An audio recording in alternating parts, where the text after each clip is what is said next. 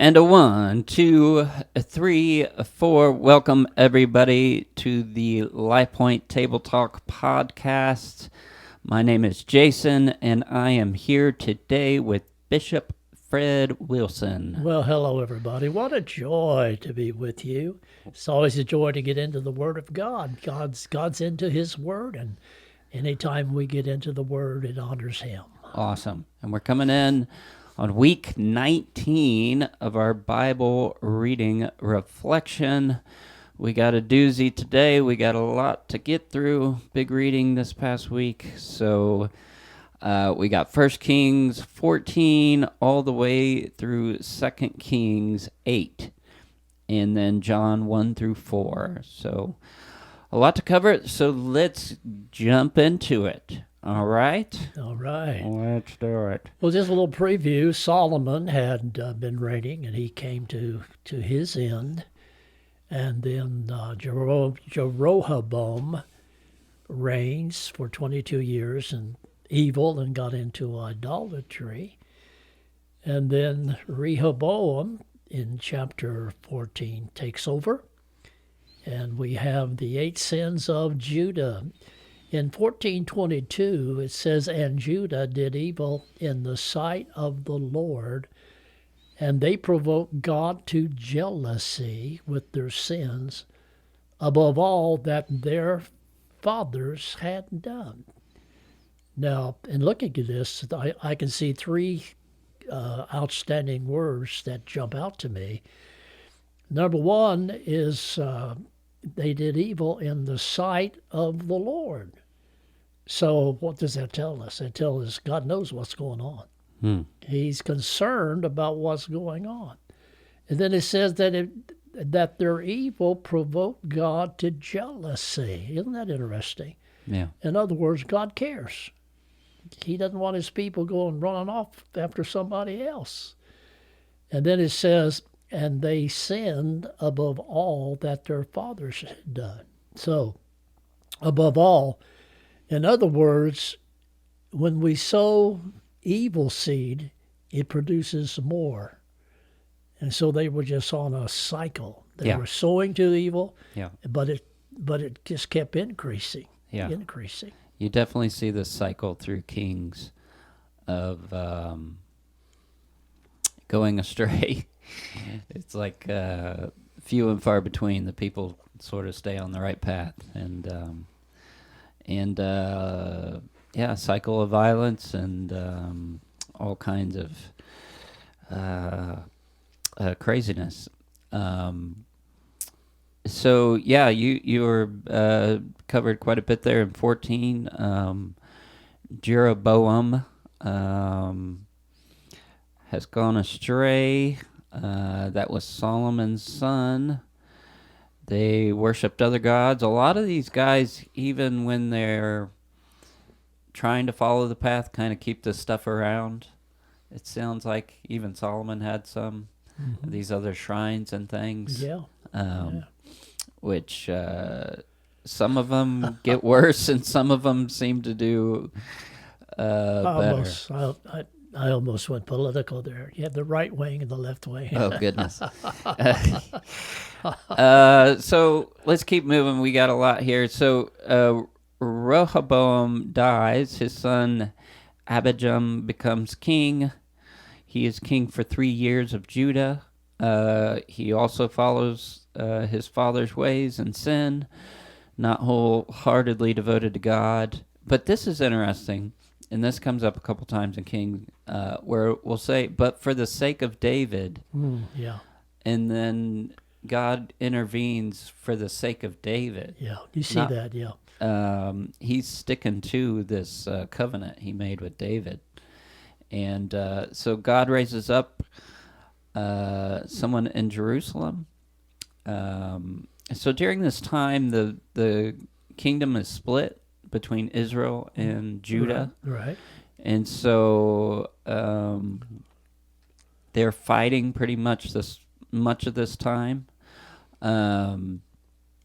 Okay, so then Abijam dies, and his son Asa becomes king. Yes, good.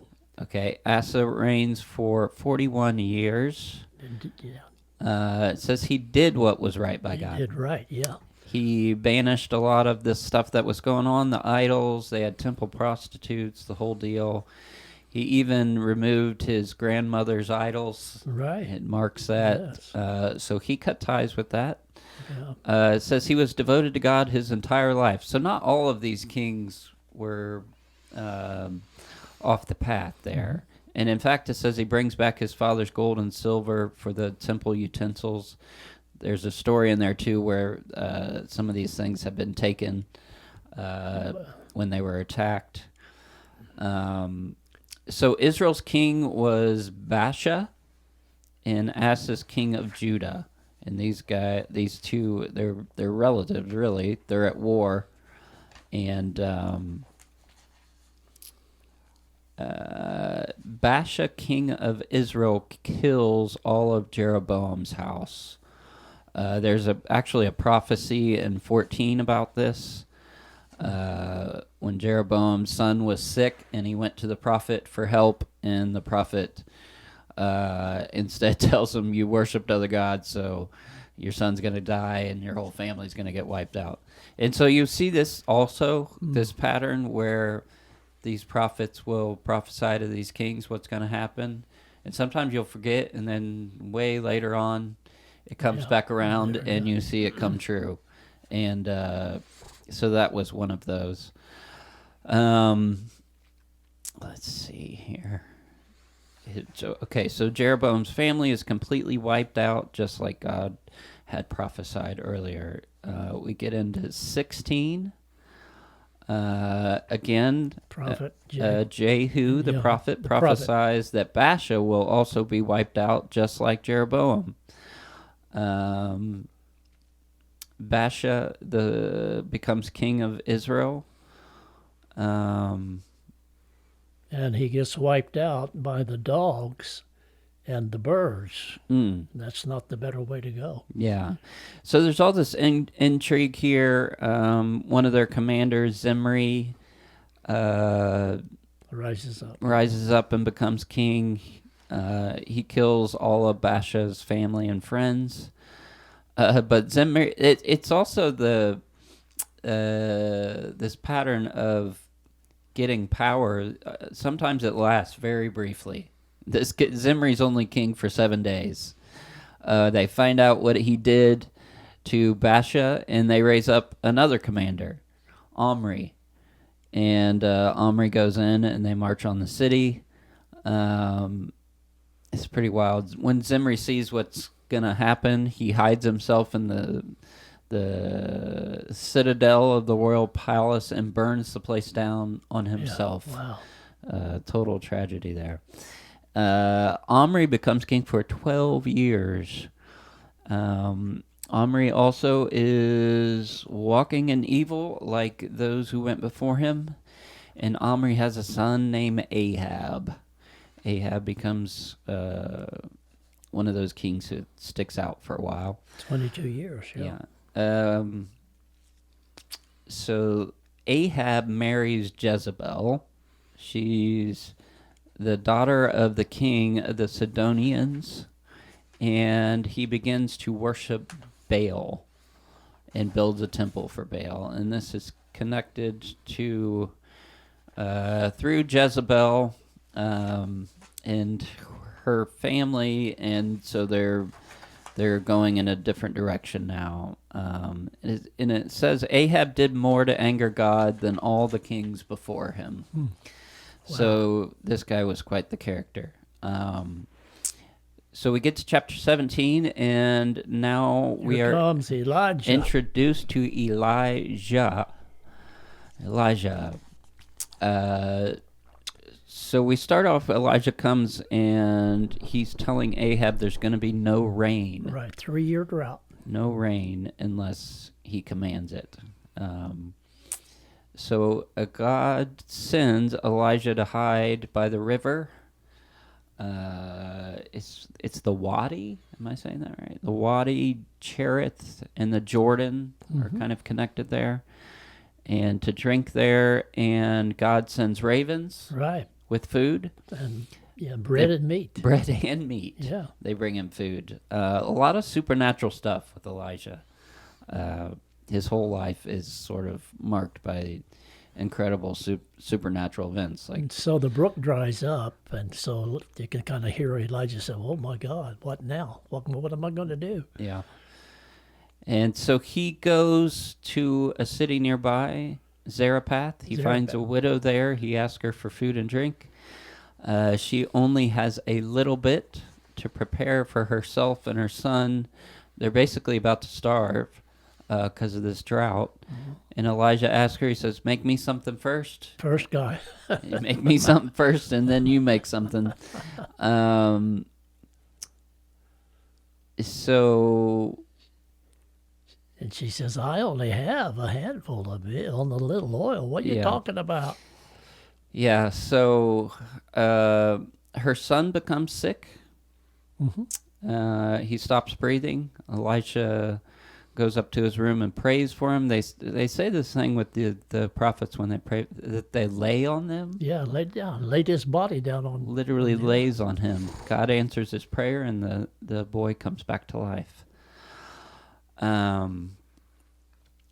We'll keep moving here. We got a lot. God tells Elijah to go to Ahab. There's a famine going on. Let's see. Ahab sends out Obadiah, who was in charge of the palace, to find food for the animals so they don't have to kill the animals because they're starving to death. Obadiah is actually a good guy. They tell his story how he rescued 100 prophets. I guess Jezebel, when she got power, started trying to take out all the prophets and insert her she actually killed and slaughtered them. She actually killed 100 and put another 100 in caves and fed them on bread and water. Yeah. And so Obadiah comes out and meets Elijah, and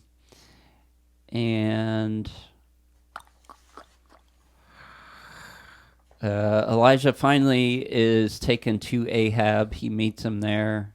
Ahab thinks Elijah's brought disaster on Israel, but Elijah says, no, it's because of you and your fathers following Baal. So this sets up this famous scenario where then Elijah challenges him, tells him to send 450 prophets of Baal and 400 prophets of Ashram, and to meet him on Mount Carmel. Right. And so they all assemble on Mount Carmel, and Elisha's sort of telling the people, how long are you going to go between our God and these other gods? Follow God or Baal. Just make up your mind. It's interesting that Elijah wanted the people to be there to see what was going on. Yeah, and so he challenges them to make a sacrifice, and he'll make a sacrifice, and their priest will make a sacrifice, and whoever's God answers by fire is the real God. Mm-hmm. So that's the showdown. So the prophets of Baal make their sacrifice. They cry out to Baal morning until night. They get no answer. They're kind of going crazy. Elisha is mocking them, saying maybe he's out. Mm-hmm. Going on vacation. He's asleep. I've heard some people say he might have said he's in the bathroom, going to the bathroom. Their God is not there. He's not showing up. So they cry even more. They start cutting themselves. They're raving around drastically all the way until the evening. And then Elijah prepares his altar. He makes a trench around it. He lays the wood. And then, in addition, he pours water all over it. And then also the 12 stones. He put 12 stones around the trench. And that says that he was not only representing himself, but was representing the people of God. The 12 tribes. And so Elijah prays that God would answer so the people would know he is God. All right. And fire from God falls down, consumes the offering, the wood, the stones, the dust, the water, all of it. And it says that all the people fell on their face and worshipped God at that point. He took a stand, didn't he? He did, and I think this was one of those moments where it was going to take a supernatural. It seems to have taken a supernatural intervention to Right. change these people's minds. And it did. He then tells the people to seize these prophets and kill them. And they do. They kill the prophets of Baal. And he tells Ahab to go home and to eat and drink because an abundance of rain is coming. It's coming. So he goes up to Elijah's on Mount Carmel. He's praying. He asks his servant to tell him what he sees. This is a famous passage here. He sees nothing. He sends him back 7 times to see if the rain has come. The 7th time, Yeah. It's kind of interesting here. He says, I want you to go and look toward the sea. So kind of tells me that he was looking in the natural. Maybe that's the way the rains came at that time. yeah, The clouds formed out on the sea and came in. yeah, So you have the natural and supernatural coming together. yeah. And so the 7th time, his servant sees a tiny cloud the size of a man's fist. That must have been a really small cloud. And that's the sign Elijah needed. He sends his servant off because he says the rain is coming. And a little while later, the sky grows dark, and they have their rain.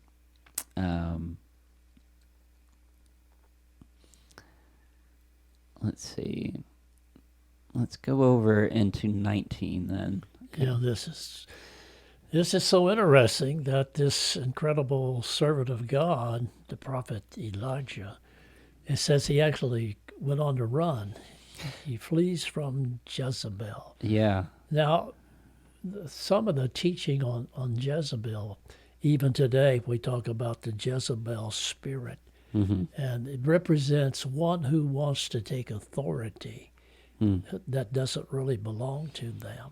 Yeah, she's kind of playing behind the scenes a lot, So she manipulating. she was stepping into a spiritual, natural realm that she didn't belong. Yeah. And so Ahab has told her what Elijah did to all the prophets. And so she promises to kill Elijah. Right. And it's interesting too because Elijah was just so bold and so seemingly confident, and things quickly turn. He's afraid and he runs into the wilderness. Yeah, and he got so depressed he wanted to die. Yeah. Now, what does that tell me? That tells us, regardless of how would I say this, how, quote, dedicated you are to God, you still have to deal with your emotional realm. Yeah. And it's interesting too, it tells the story, he's under a tree. And like you said, tree. He's so depressed and messed up emotionally. An angel has to kind of take care of him. God in his mercy sends this angel. Wakes him up and gives him food to eat. Get up. And literally is feeding him. Bread and water. It happens twice. And then he travels to the mountain, Horeb. It's kind of like a new time, a new season. He's seeking the Lord. And he's living in a cave. Yeah. Now we go through those times. We go through our times in our journey where things are just so good, and then we have those challenges. And okay, man, I got to get with God. I got to seek the Lord about this. Yeah. My new direction. And it's this one of my favorite passages when he's hiding out in this cave, and God goes to him and says, "What are you doing here? What are you doing here, Elijah?"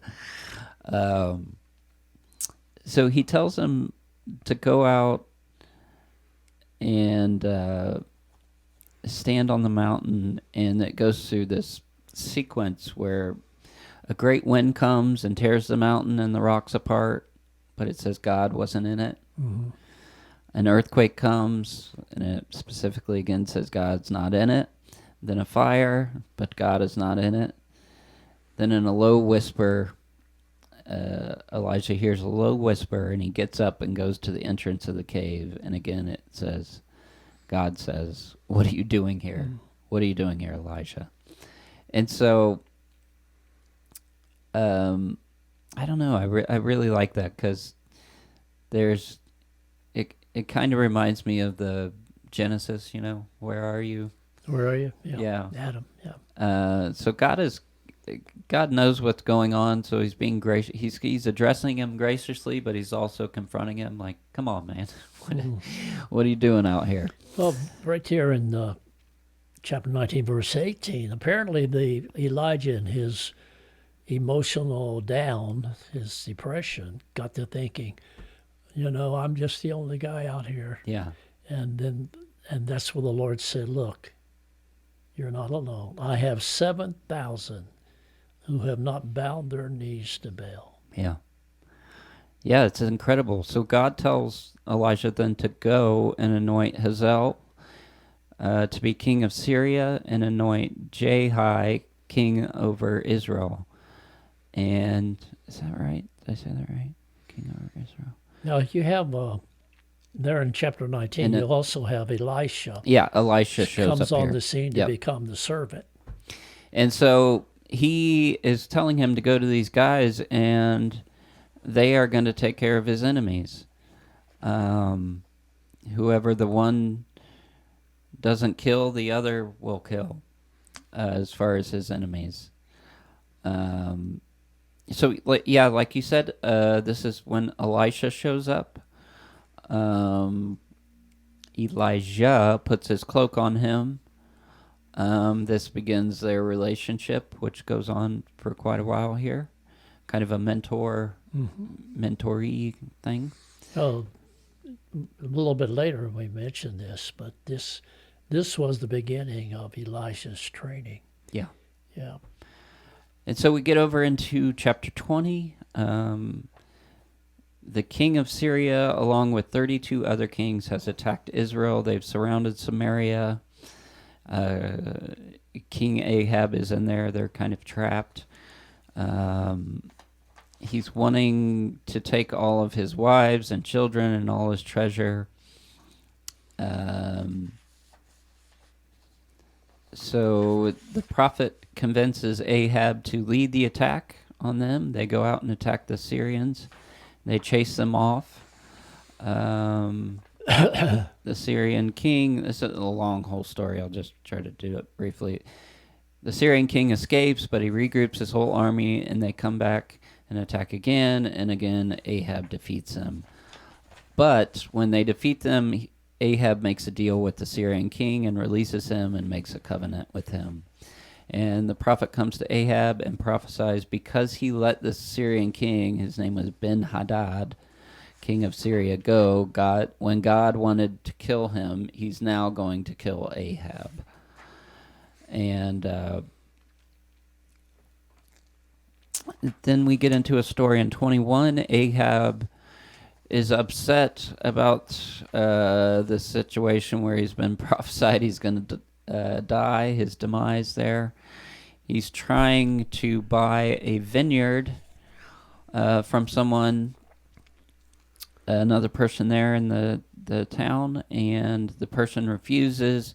And this is another some insight into how Jezebel was, her character. Mm-hmm. She goes behind his back and makes a plot to murder this guy who's not going to sell his vineyard to Ahab. And she uses Ahab's authority and fakes it and his seal and sets up this plot where she has people falsely accuse this vineyard owner, and they eventually stone him to death.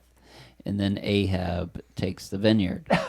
But it was a total scam that was produced and masterminded by Jezebel. Again, Elisha the prophet goes and confronts him and prophesies that he and Jezebel and all his family will die, and their bodies will be eaten by the animals. Wow. And that's one of those we'll see later. Again, it states clearly Ahab did great evil because of Jezebel's influence. That was a big part of it. Um, Interesting here, though, at the end of that 21, it does say when Ahab hears this prophecy, he humbles himself. And he goes into the sackcloth and ashes and fasts. And it says, because he humbled himself, God spares him at that moment. Wow. And does not send catastrophe on him, but will bring it on his sons. This is wild. So we get into 22. Ahab is king of Israel, and Jehoshaphat is king of Judah. This is a situation where they come together to fight to take Ramoth Gilead. Is that right? And Jehoshaphat wants to hear from God that this is the right thing to do. So he asks for the prophets to talk to God for him. So Ahab brings all the prophets. They all give good news, but Jehoshaphat is not satisfied, and he keeps pressing. And there's another prophet, but they don't. Ahab doesn't want to bring him around because he only brings bad news, and Jehoshaphat wants to hear from that guy. So they bring this other prophet in, and at first he gives good news, but the king presses him for answers, and he finally says what he's seen. And this is a pretty extraordinary description of what he has seen. Is his name Micah? Micah? I'm not sure about that. Yeah. I'm the worst with these names. So he says what he has seen, Israel will be scattered and should stay home in safety. But then he describes a scene that he saw where God is sitting on his throne, surrounded by the heavenly host, standing beside him. And God says, who will get Ahab to go to Ramoth Gilead, Right. so that he will die there? And a spirit comes forward and says they will, and God says, how? And he says, I will be a lying spirit to the prophets, and get them to lie to Ahab, so he goes to Ramoth Gilead. And there's a lot there. So God asked his council. He wants to take Ahab out and at this battle, so he needs to get him there. So he has the spirit go, and the spirit lies to the other prophets, which then tell Ahab to go there. So they gave Ahab purposely false good news, and so it's a setup, really, a divine setup. A divine, yeah. Actually. So Ahab gets mad. You would think he would listen to that, and throws that prophet, has him arrested. So they go into battle together, him and Jehoshaphat. There's this whole thing about how they were dressed in different, not disguises, but he didn't have his regular armor on, and Jehoshaphat is there. And almost by chance, Ahab is hit by an arrow through his armor, right, in a way that almost supernaturally he's hit, and he's wounded, and he goes to his chariot, and he's kind of propped up there watching the rest of the battle, and because of his wound, he's bleeding out into the chariot, and he eventually dies from right. his wound. And it says the dogs come and lick it up, and it's also weird that it talks about the prostitutes bathing in his blood. So the animals there. This is exactly what God said would happen. You did it, right. And it comes to pass. So Ahab dies. His son Ahaziah becomes king. It does talk about Jehoshaphat here. Jehoshaphat was king of Judah for 35 years, walked in the way of the Lord, except he didn't remove the shrines to other gods. His son Jehoram succeeds him. Ahab's son Ahaziah becomes king, and he follows in his father's ways of evil. So now we are on 2 Kings, Mm-hmm. and it's basically, it just continues right on with the story. Ahab has died. Ahaziah is king. Um, Ahaziah, it starts off the story. He has fallen out of a window by accident and hurts himself. He sends his people to go to the prophets of Baal to see if he's going to be okay, to find help. But Elisha finds out and is angry and says, "Why aren't you looking to God? We have a real God, and you're going to these other people. You're never going to get out of bed. You're going to die." So Ahaziah gets mad, and he sends 50 soldiers out after Elijah, and they confront Elijah. Elijah's sitting up on a hill. They tell him to come down, and Elijah says, "If I'm really a man of God, then God send down fire and burn up these people." And it happens. God sends down fire and consumes these soldiers. Again, the king sends out another batch of 50 soldiers after Elijah, and again, Elijah calls down fire and it kills them. The third time, again, this happens. The king again sends out 50 soldiers after Elijah, but their commander begs Elijah for his life and mercy. And Elisha complies, and he goes and meets with the king. And again, he tells that king, you shouldn't have gone to Baal, you should have gone to God. And because of that, you are going to die in your bed. And it happens. He dies, as is prophesied. And then Joram becomes king of Israel. Jehoram becomes king of Judah. Chapter 2 here. This is wild. The Lord, I don't know if they had a plan or something. I don't know how Elijah knows this, but he knows he's going to be taken up to heaven, and in a windstorm. And he tells, Elisha tells Elisha, God wants him to go to Bethel. Yeah, follow me. There's a whole sequence here. Yeah. Go ahead, and then I'll give a little insight on these 4 cities. Awesome. Okay, so first he goes to Bethel. Every time there's a couple of places he goes here, Elisha says, "You shouldn't go, you should stay here." And Elisha says, "No way, I'm going to go with you." And so he goes with him, and along the way, a group of prophets pass by and tell Elisha that God is going to take Elijah today. Mm-hmm. Again, I don't know exactly how everybody seems to know this itinerary of Elijah passing. Then God sends Elisha to Jericho. Mm-hmm.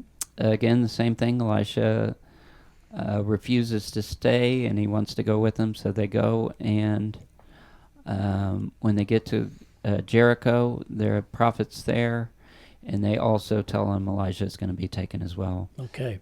Now then, let me just jump in here and give a little insights on. There's 4 cities: Gilgal, Bethel, Jericho, and Jordan. And I have to be honest with you, I actually, Pastor Katrina has done a study on this and does a message series on this. But Gilgal represents salvation. It represents the sins have been rolled away. So salvation. And then, but now, of course, you do this by studying the Hebrew. And Bethel means house of God. So you have salvation, and then you relate to the house of God. Jericho was a place of palm trees with sweet fragrance, and it represents worship. And then Jordan, crossing over Jordan, represents separation, leaving the past, and it's a new day. So those 4 cities, I mean, you really dig into those meanings of those cities are very, very inspiring, and I mean, it was telling a story. Yeah. It was saying, here's your journey: Gilgal, Bethel, Jericho, Jordan.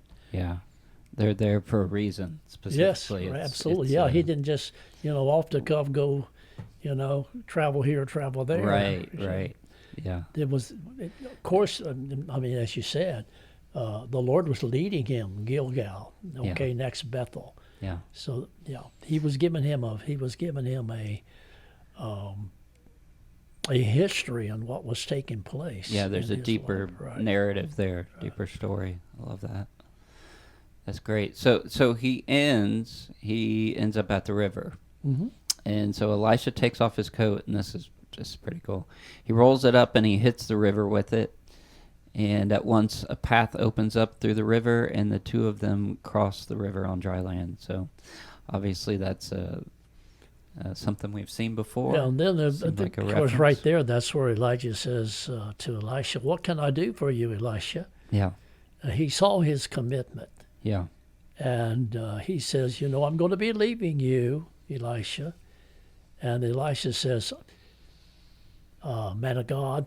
Now let's remember that Elisha had been with Elijah 40 years. wow, 40 years serving the man of God, yeah, watching him, his ups and his downs. right, Even when Elijah was missing it, so to speak, yet Elisha stayed with him. yeah, And so Elisha says to Elijah, "I want a double portion. I want to do double what you've done. right, I want a double portion of your spirit, the spirit that's upon you." yeah, And Elijah says, "Hey, sounds good, but that's a hard thing for you to ask." yeah, And he says, "But if you see me," now notice the conditions here. yeah, It seems like God always works with conditions, doesn't it? God's part, man's part. yeah, If you see me, as I'm taken up, you get the double portion. yeah, But if you don't, it won't happen. yeah. Wild. Isn't that amazing? Yeah, that's really interesting. So the translation of Elijah. Yeah, I don't totally understand that part. He has to see him, see it happen. That's that. I think that might connect with that concept of everything is by grace through faith. Hmm. By grace through faith, Ephesians 2:8. Yeah. For by grace through faith. You'll see So it. Elijah was taking a faith step there. Yeah, because really An obedience and faith. the supernatural shows up, and this is interesting. We see this motif show up with the flaming chariots and flaming horses a couple of times through Kings. So they're walking along, and appears in front of them a chariot pulled by horses, the flaming chariot and flaming horses, Fire. and a strong wind takes Elisha up to heaven. Comes down and goes between them. Yeah. The chariot goes between them. Elisha sees what's happening and shouts, "Israel's cavalry and chariots have taken my master away." Elijah's coat had fallen off, so Elisha picks it up, goes back to the river, and he wants to see if the power is there with him as well. So he hits the river with the coat, and again God performs a miracle, and a path opens up across the water. Right. And so the transition of power has been passed on now to Elisha. So you probably as we get in here to 2 Kings 2 through chapter 8, and you'll probably do more commentary on that. But we have 28 miracles. Mm. Elisha does 28 miracles in these 6 chapters. Yeah. Yeah. Gosh, goodness, there's a lot here. There's a miracle with a river of a town where he's staying, where the water source for the town is bad, Mm-hmm. and there's a miraculous healing of the water, becomes pure for the town. Then it goes right into this one's pretty wild. Elisha is heading to Bethel, and along the way, a big group of boys start making fun of him, Mm. calling him Baldy. I know. Must have been bald. And Elisha curses them, and at once two bears run out and Oh my rip the boys to God. pieces. Whoa. Pretty wild. Um, we get into chapter 3. Joram, son of Ahab, is now king. He's not as bad as his father, but still pretty bad. Uh, Moab is a country that is controlled by Israel, has rebelled against Israel's control. So Joram gets his army together. He calls Jehoshaphat to help him attack Moab. They go out and attack through the desert, but they run out of water. So the king calls on Elisha for guidance. Um, Elisha says it's interesting. He'll only go out and help these guys out because of Jehoshaphat, Mm-hmm. because he respects Jehoshaphat. Another interesting thing, he demands that somebody who can play the harp come out Wow. and join them. So he needs music there. And the harpist plays, and Elisha gets a message from God. And God says, I'll send a river with water to help you and help you defeat Moab. Um, so the next morning, while they're making their sacrifices, water starts to suddenly flow through the river. There's a whole sequence here where Moab eventually attacks Israel, and there's some supernatural intervention. They think that Israel has fought with themselves. There was some infighting, and they killed each other, and that they just have to go take what's left. But it's not really the case. And when they show up, all of Israel is there in their camps, and they come out and destroy them. So Moab is defeated. A crazy story.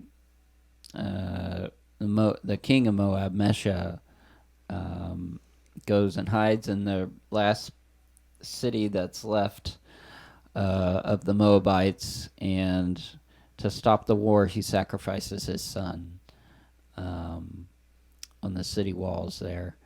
And when Israel sees that, they are horrified, and they stop and they leave. Chapter 4, we have a story of Elijah and the widow. This widow's husband had owed a man money, and this fella was taking her children as payment and going to make them slaves. Again, all she has is a little bottle of oil. Elisha instructs her to go around and collect everyone's empty bottles of oil Right. and go home and start filling them. So she goes home, and she just has this little tiny bottle of oil, and she's able to fill all these other Right. bottles miraculously. And then he tells her to go sell the oil, and then she's able to pay for her son's freedom, and she gets him back. It's another one of those miracles. Another situation, Elijah becomes friends, I guess, with the rich family, a rich woman and her husband.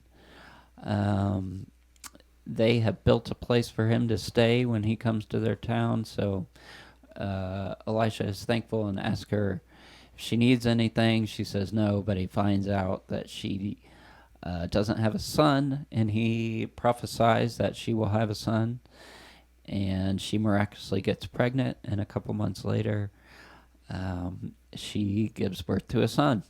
And then it tells a story of how when this boy, this son of this rich woman, is young, he's out in a field and his head starts hurting and he passes out. They take him home, and it doesn't tell exactly what was going on, but he dies. And she goes to Elisha and begs him to help. Elisha agrees and goes, and this whole There's so much here. First, he has his servant go and take his walking stick um, to see if that would heal him. It doesn't, so Elisha goes himself. Um, and again, he lays on top of him and prays. It sounds like There you go. he gives him mouth to mouth, maybe. Could be. Breathes into him.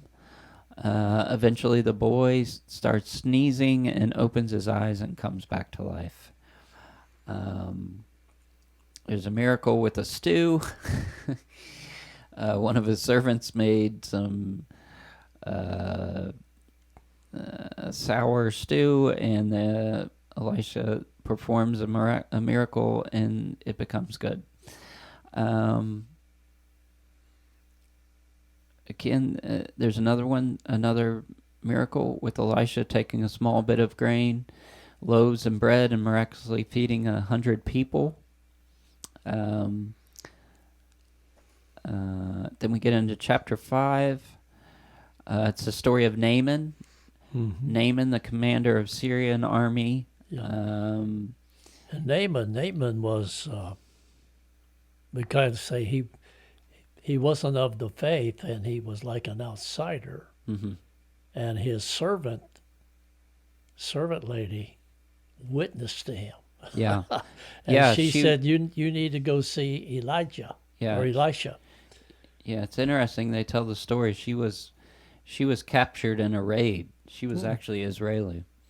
They had captured this girl and taken her, so she knew about the prophets. Wow, that's good. That's good. And she's the one who told him to go to Elijah. So the story here, he goes, he brings. I'm sorry. Naaman is this respected commander, but he has leprosy. So he gets approval from his king. He's Assyrian, to go to Elisha the prophet, and so to see if he can be healed. So he goes. He brings a bunch of silver and gold with him, and he gets to Elisha's house, and Elisha doesn't even come out. He just tells him to go to the river and wash 7 times, and he'll be cured. And it goes through a whole story where Naaman doesn't want to do it. He storms off, but one of his servants convinces him to do it. Eventually he does, and he is healed miraculously when he washes.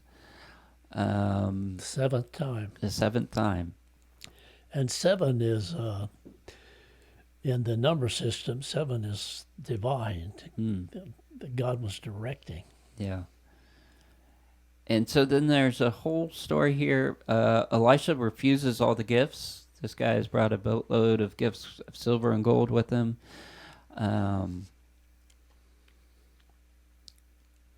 It's interesting, too. Naaman promises now to serve the Lord, but he does ask for forgiveness when he has to bow to the god of Syria. And Elisha says, go and don't worry about it. He gives him his blessing. And then there's a whole story where one of Elisha's servants doesn't like that Elisha didn't take all the guy's money, and that he let him off too easy, and he goes and tricks Naaman and tells him a lie that Elisha actually wants the money for something else, and he takes it and steals it. And eventually Elisha finds out, and he confronts him. And Elisha curses him and says the leprosy that was on Naaman is now going to be on this other servant, the one who tricked Naaman. And then we get into 6. There's another miracle. There's one with an axe, a tool. They're making a house, falls in the river, and Elisha kind of miraculously finds it or restores it somehow. It talks about how Syria keeps planning these surprise attacks on Israel, and Elisha, Secrets, yeah. secretly, and Elisha miraculously finds out and keeps warning Israel about it. And so the Syrian king can't figure out what's going on. Eventually, he finds out it's Elisha that can see these things, and so he sends um, his army to get Elisha and kill him.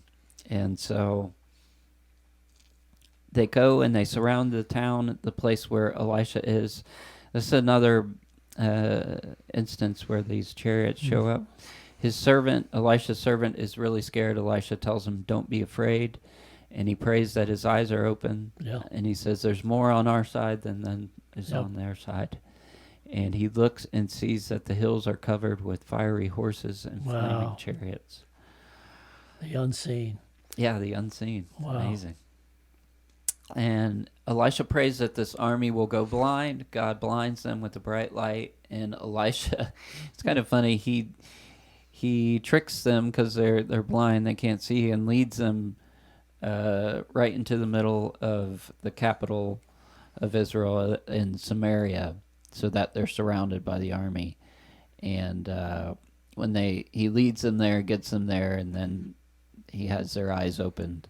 God opens their eyes and they see it. And but Elisha has mercy on them. Actually, the king was gonna kill them all, but he says, "No, feed them and send them home." And it says, for a while, Syria stopped invading Israel. Then it picks back up. It says, sometime later, Syria again starts attacking Israel. They're attacking and surrounding Israel to where their food is cut off. They have no food. There's a whole crazy story where the king is confronted by two women, and he sees how bad things are getting in the town, where they're eating their own children and things. He's devastated by what's happening, and he blames Elisha. He's going to kill Elisha. But Elisha prophesies that there will be a miraculous increase of grain.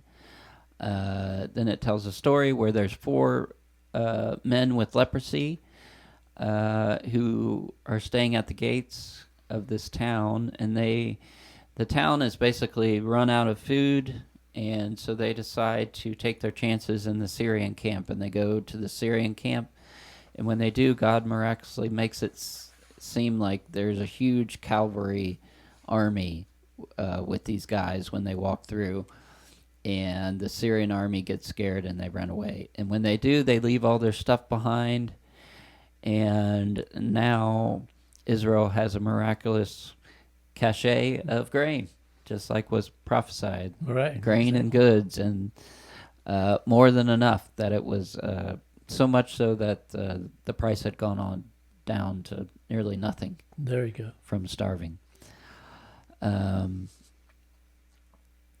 Let's see, there's a story about the woman whose son was healed. We're in chapter 8.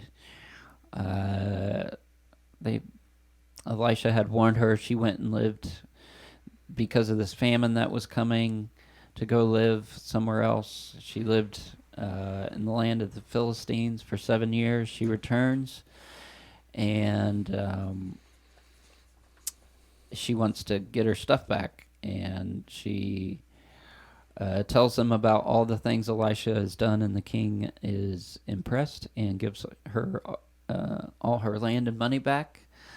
And there's a story of where Elisha goes to see the king of Syria, Ben-Hadad. Mm-hmm. He's sick, and he sends out his servant, Hazael, to meet Elisha with gifts. And he's asking Elisha about what's going to happen to the king. And it's a really interesting story here. At first, he tells him that, I think he's going to be okay. And eventually, Elisha breaks down and says what's really going to happen. And the king Ben-Hadad is going to die. He says, tell him he's going to live, but he's going to die.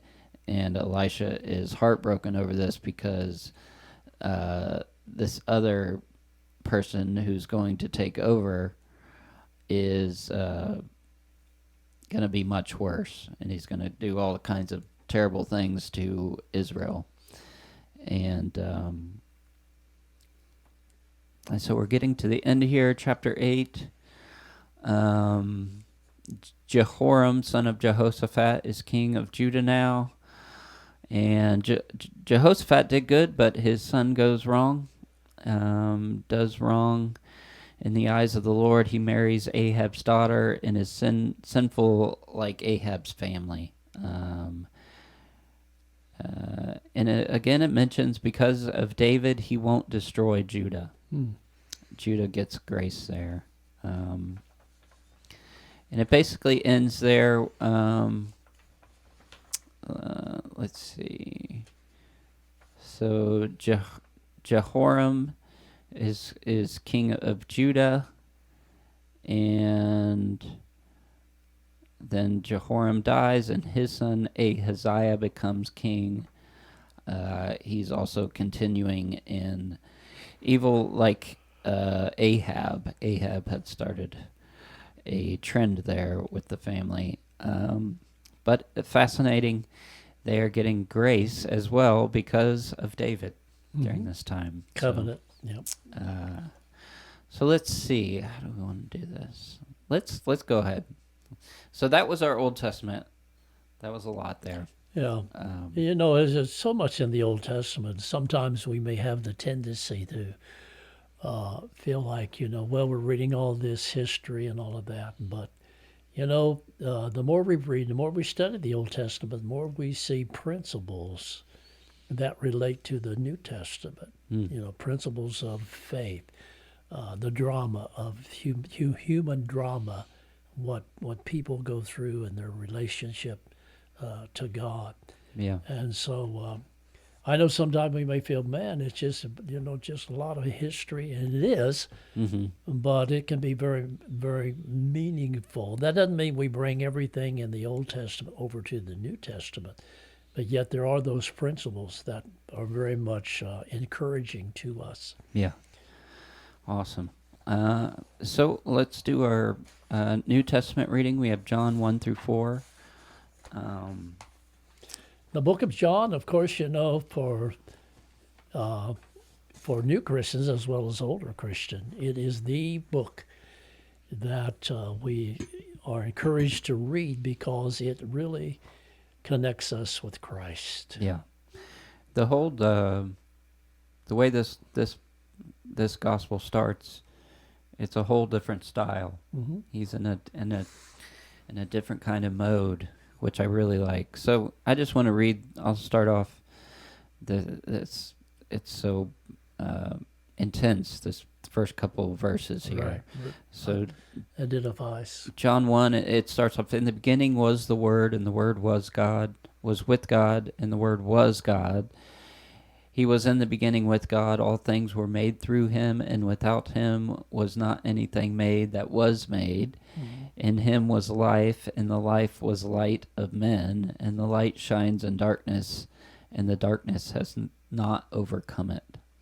So that's where John starts. Wow. Incredible. It's more, I don't even know how to describe it, mystic or supernatural tone. The whole tone of it is different. Well, John, there's no question that God was supernaturally revealing to John, Yeah. And so it starts off the story. We're talking about John the Baptist, how God had sent him to bear witness to the light and to make the way, basically, for Jesus. And he uses this light analogy a lot. The world was made through the light, and the light came into the world, but the world did not know him, and his own people, did not receive him. But those who did receive him and believe in his name, he gave the right to become children of God. Yeah, it gave them Incredible. Power to become the sons of God. And the Word became flesh and dwelt among us. Um, another Moses brought the law, but Christ brought grace and truth. And this first chapter of John is just incredible. It's just so dense. there when it says he came unto his own received him not, but as many as received him, but as many as received him. So there we have that choice again. Yeah, We have that free will. Yeah. God doesn't force himself upon us, right. but we choose out of free will. Yeah. And so it starts off with John the Baptist. He's crying out in the wilderness, making the way straight for the Lord. He's baptizing people with water. He sees Jesus coming toward him, and he says, "Behold the Lamb who takes away the sin of the world." So John the Baptist had a revelation of who Christ was. And it goes to where John baptizes Jesus. He sees the Spirit descend from heaven like a dove onto Jesus. It says the Lord had told John this would happen, and that Jesus would then baptize with the Holy Spirit. John saw that Jesus was the Son of God. And it gets into a story here. Peter's brother Andrew was there, and here's John speaking about Jesus. Right.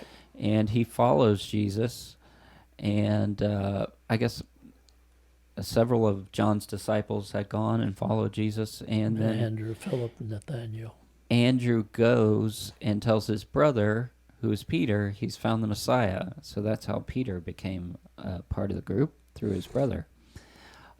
Jesus goes to Galilee. He finds Philip there. He tells him to follow him. Then Philip goes and tells Nathaniel. And it's interesting the way he phrases it. We have found the one Moses and the prophets wrote about. That Moses had wrote about Jesus. Wow. They were looking for him.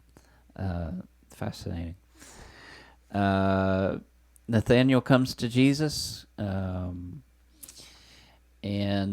Jesus says something kind of simple to him. He's a true Israelite, and Nathaniel's overwhelmed by it. Says, "You really are the Son of God."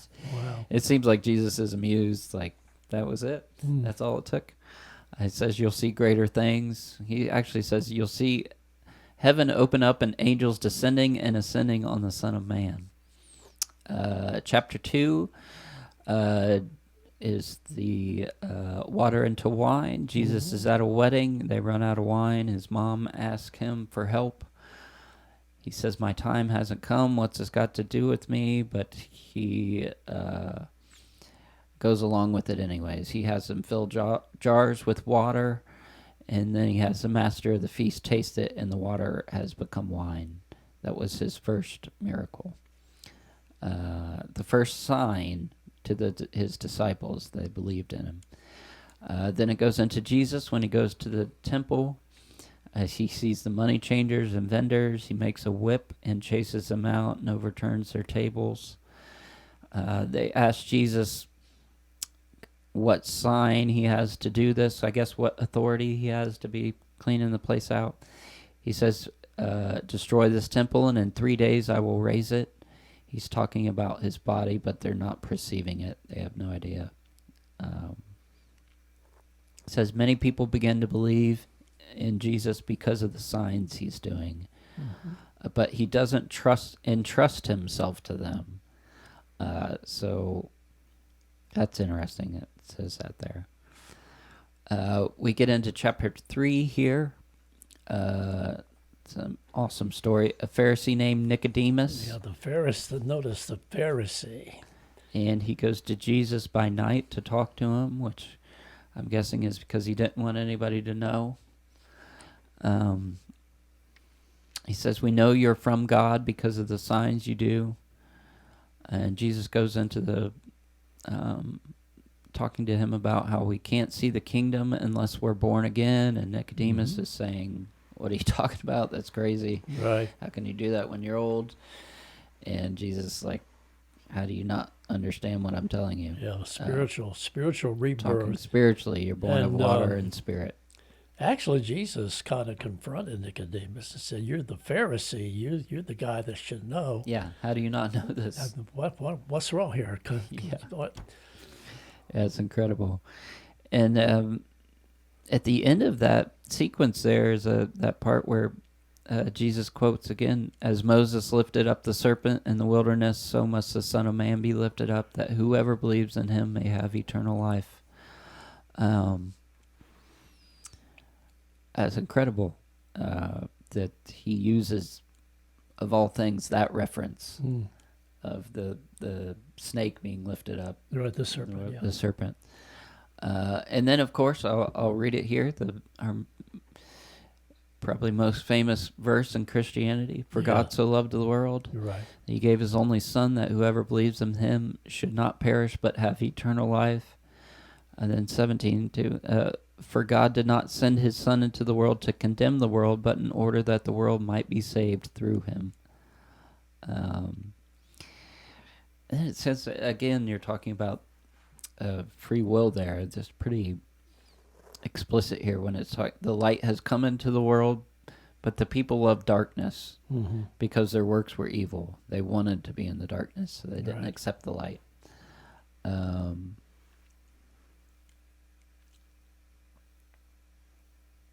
Let's see. We'll get into chapter 4 here. Jesus is traveling. He stops at Samaria to a well to get a drink of water. Jesus asks her to get him a drink of water, and she says, "You're Jewish. How can you have anything to do with me? I'm a Samaritan." I guess these two groups did not get along and had a history of resentment toward each other. Jesus says, "If you knew who you were talking to, you'd ask me for a drink of living water." And she's, again, there's this thing where he's talking about spiritual things and people are not getting it. They're still thinking just natural. She says, you don't have anything to get water out of the well. How can you give me a drink?" And Jesus says, "Whoever drinks this water will never be thirsty, but he will have a spring of living water inside of him." She says, "Give me this water." Jesus tells her to go tell her husband. She says, "I don't have a husband." He says, "You're right. You have 5 husbands." And she says, "I see you're a prophet because you're telling the truth." And they go into this thing about worship. He's talking about true worshipers will worship him in spirit and truth. Again, there's this focus on the spirit beyond the physical location of Jerusalem or the mountain. He's talking now about spirit and truth.